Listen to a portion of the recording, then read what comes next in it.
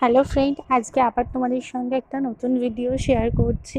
কিছুদিন আগেই কিন্তু আমাদের মধ্যম গ্রামে সুভাষ মেলা হয়েছিল।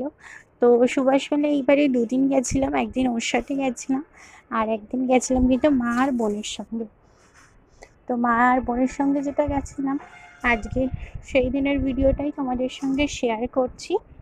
আগের দিন যেদিন ওর সঙ্গে গেছিলাম সেদিন ছিল সরস্বতী পুজো। সরস্বতী পুজোর দিনই কিন্তু সন্ধ্যাবেলা আমরা দুজনে গেছিলাম। তো মেলায় যেতে তো সবারই ভালো লাগে, আর সবার মতন আমারও কিন্তু মেলায় যেতে খুব ভালো লাগে। যেমন খাওয়া দাওয়া, ঘোরা, জিনিসপত্র কেনা, সব কিছুরই কিন্তু একটা আলাদা রকম আনন্দ আছে।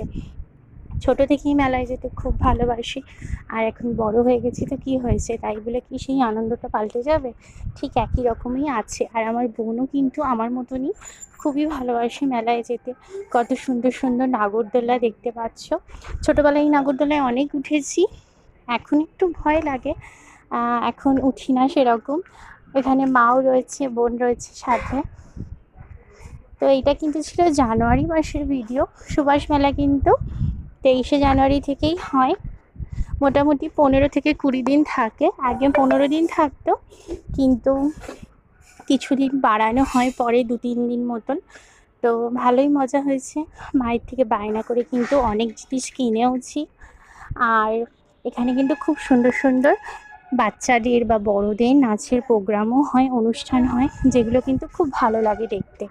তো তোমাদের সঙ্গে আমি লাইভ ভিডিওটি শেয়ার করেছিলাম, কিন্তু যেহেতু ভিডিওটা পরে রাখছি, তো এখনও কিন্তু একটুখানি ছোট্ট ভিডিও এর মধ্যে আছে নাচের, যেটা নাচছিল, পারফরমেন্স হচ্ছিল, খুব ভালো লাগছিল বসে দেখতে। আর এখানে খুব সুন্দর ব্যবস্থা আছে বসে দেখার জন্য।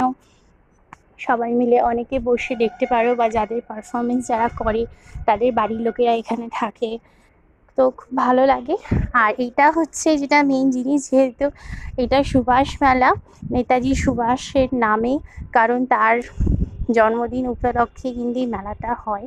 তো তার স্ট্যাচুকে খুব সুন্দর করে সাজানো হয় প্রতি বছর। আর খাবার দাবারের দোকান তো থাকবেই, মেলা আর খাবার দাবারের দোকান থাকবে না সেটা তো হয় না। তো অনেক রকমই এখানে খাবার দাবারের দোকান আছে, যার মধ্যে কিন্তু আমরা পিৎজা খেয়েছিলাম মেলা থেকে, চিকেন পিৎজা।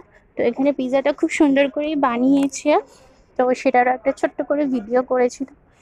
আর চিকেনের পরিমাণও বেশ ভালোই দিয়েছিল, মেলা বলে যে খারাপ করেছে সেটা নয়, খুব সুন্দরই করেছে। তো খাওয়ার মধ্যে তো অনেক কিছু ছিল। আগের বার যখন ওর সঙ্গে গেছিলাম পাপড়ি চাট খেয়েছিলাম, ধোসা খেয়েছিলাম, কিন্তু এইবারে খেলাম হচ্ছে পিৎজা। তো পিৎজাটা বেশ ভালোই লাগলো।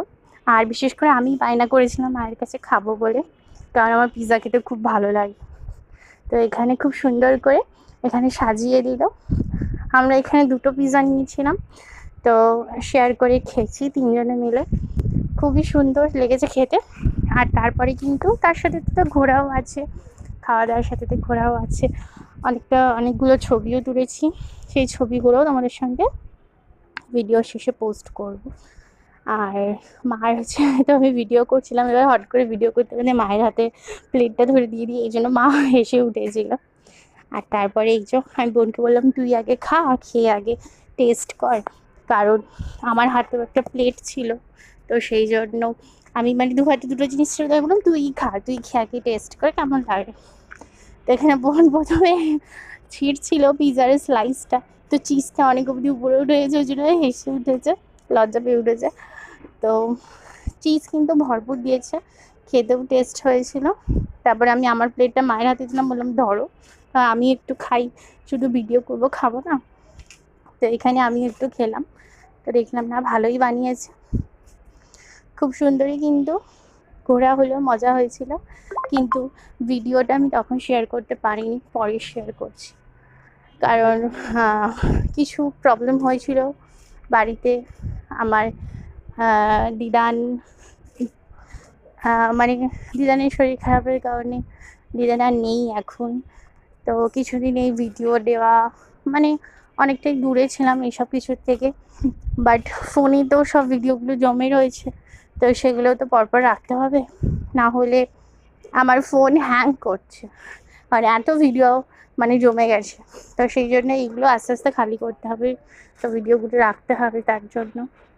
তারপরে কিন্তু আমরা ওখান থেকে একটা রেস্টুরেন্টে যাই, ওখান থেকে চিকেন রোল খাই। 3 জনে মিলে চিকেন রোল খেয়েছিলাম।